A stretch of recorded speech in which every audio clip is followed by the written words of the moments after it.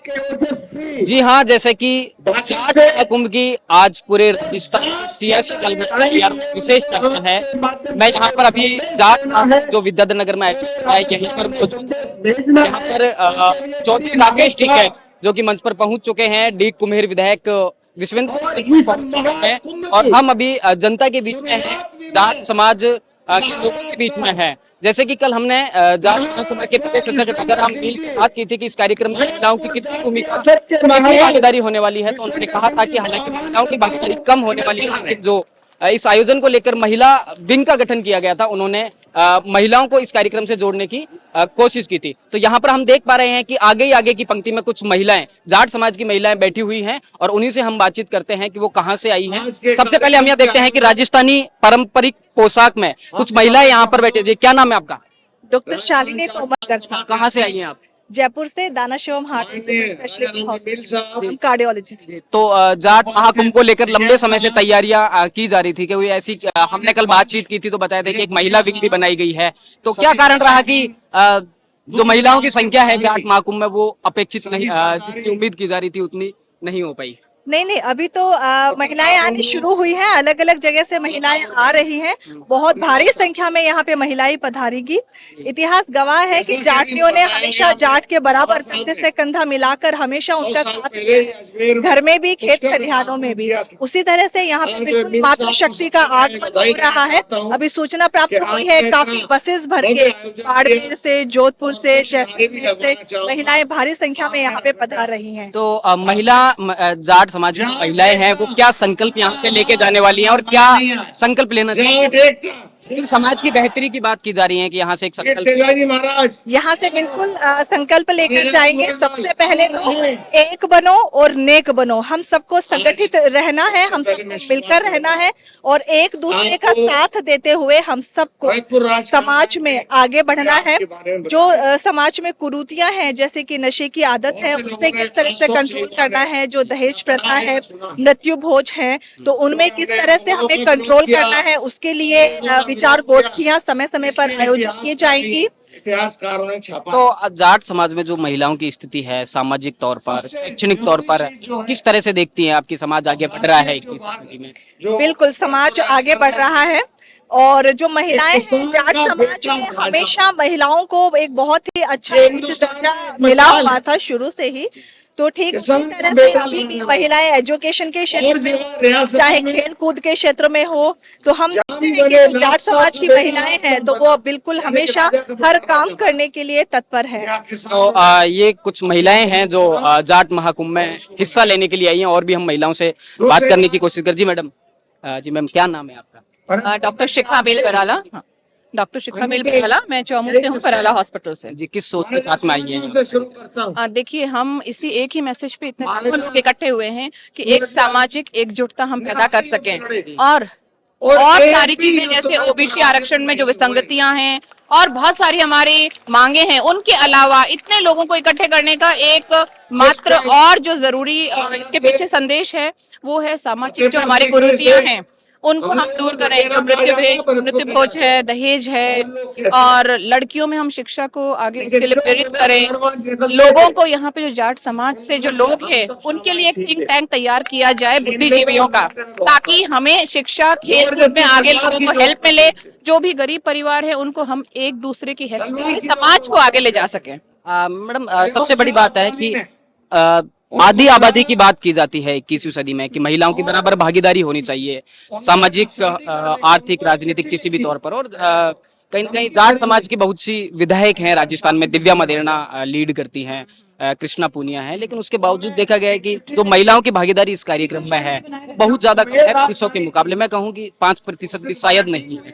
ये क्या बड़ा कारण रहा कि जाट समाज की महिलाएं पूरी तरह से जुड़ नहीं पाई या फिर महिलाओं को अप्रोच नहीं किया? देखिए, अभी अगर हम आज के परिप्रेक्ष्य में देखें तो इसमें काफी कुछ सुधार आ रहा है।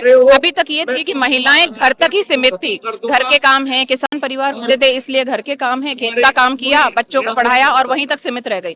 पर अब हम लोगों में भी एक नई चेतना आ रही है कि हम अपनी लड़कियों को बाहर निकाल रहे हैं।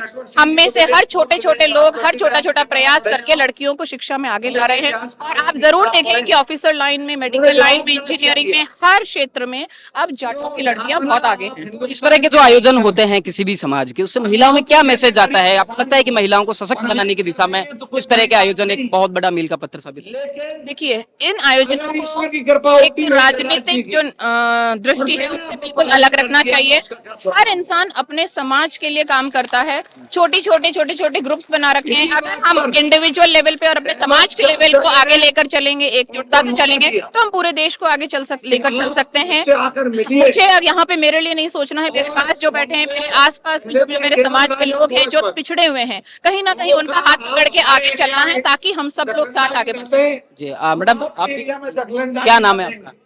मेरा नाम डॉक्टर बराला है। मैं बराला हॉस्पिटल में कार्डियक डिपार्टमेंट की मैनेजमेंट हेड हूँ। तो बताइए किस सोच के साथ में इस कार्यक्रम आए?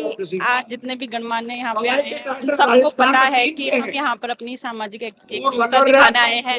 और इस मंच की जो सबसे खास बात है वो ये है कि आज इस मंच ने महिलाओं को भी बराबर भागीदारी यहाँ पे दी है।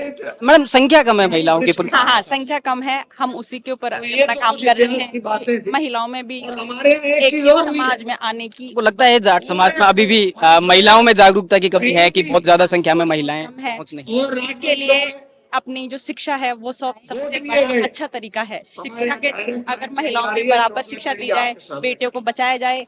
एक जो कुरीति है कि बेटियां पहले घर में मार दी जाती है, उस पे हम सब काम कर रहे हैं। एक स्पर्श अभियान चल रहा है डॉक्टर नवीन जी का, और बेटी बचाओ बेटी पढ़ाओ अभियान चल रहा है, उसमें भी हम एक्टिवली पार्टिसिपेट काम कर रहे हैं। जब बेटी बचेगी तो आगे उसको शिक्षा मिलेगी, और उसको आगे शिक्षा मिलेगी तो वो अपने समाज में उतनी अच्छी भागीदारी निभाएगी।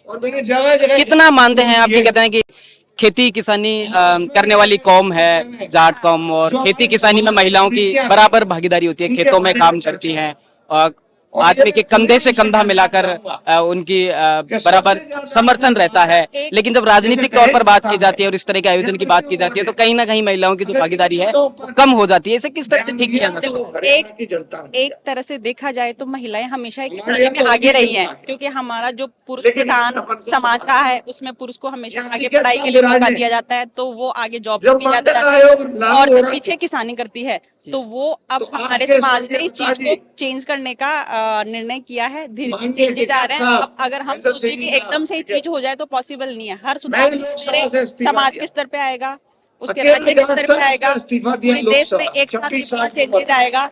और अब रही बात किसानी की, किसानी में अगर हम देखे जाए तो बाड़मेर में आज की तारीख में 1300 वैरायटी के खजूर की खेती की जा रही है। बिहार के सबसे बड़े बागान बाड़मेर में है, तो खेती में नए नए इनोवेशन हो रहे हैं, उसमें भी महिलाओं की बहुत अच्छी भागीदारी है। राजनीति में कितनी भागीदारी मानती हैं आप? राजनीति में जो एक देखा गया है, जैसे बहुत सारे हमने एग्जाम्पल्स देखे हैं, बहुत सारी महिलाएं सरपंच हैं, लेकिन उनके साथ पुरुष हैं, सारा कामकाज उनके पुरुष संभालते हैं। लेकिन अब धीरे धीरे सब चेंजेस। मैं आपसे एक रोचक सवाल पूछता हूं कि जाट समाज बार बार राजनीतिक तौर पर जब बात की जाती है तो कहता है कि जाट मुख्यमंत्री होना चाहिए राजस्थान का, लेकिन ये बात महिलाओं ने क्या जाट महिलाओं के अंदर क्या ऐसा कि जाट पुरुष होना चाहिए या महिला होनी चाहिए, यानी कि जाट होना चाहिए या जाट नहीं होनी चाहिए? अब हम इस मंच पे हमारे एक सामाजिक एकता ये एक बड़ी मांग नहीं हो सकती महिलाओं को, जाट समाज की महिलाओं को?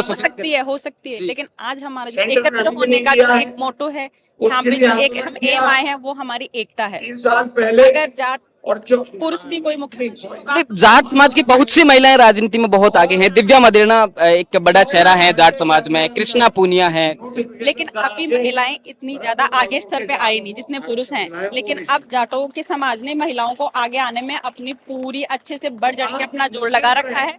शिक्षा में मान लो, राजनीति में मान लो, किसी भी फील्ड में मान लो, मेडिकल में मान लो, हर चीज में मान लो, बुरा भी लग सकता है, उसमें काफी योगदान दे रही है महिला भी। और आशा है कि धीरे धीरे बिल्कुल पुरुष के बराबर आ जाएंगे। हम ईर्ष्या। आइए, जाट समाज की कुछ महिलाएं थी जिनसे हमने बातचीत की और जाट महाकुंभ में हिस्सा लेने के लिए आज वो आई हैं और उन्होंने अपने विचार रखे हैं। सबने कहा है कि इस तरह के आयोजनों से महिलाएं हैं, किसी भी समाज की महिलाएं, उनमें एक अच्छा मैसेज आता है, उन्हें सीख मिलती है। वीडियो जर्नलिस्ट गणेश यादव के साथ थिंक 360 के लिए लोकेंद्र किलानौत, जयपुर।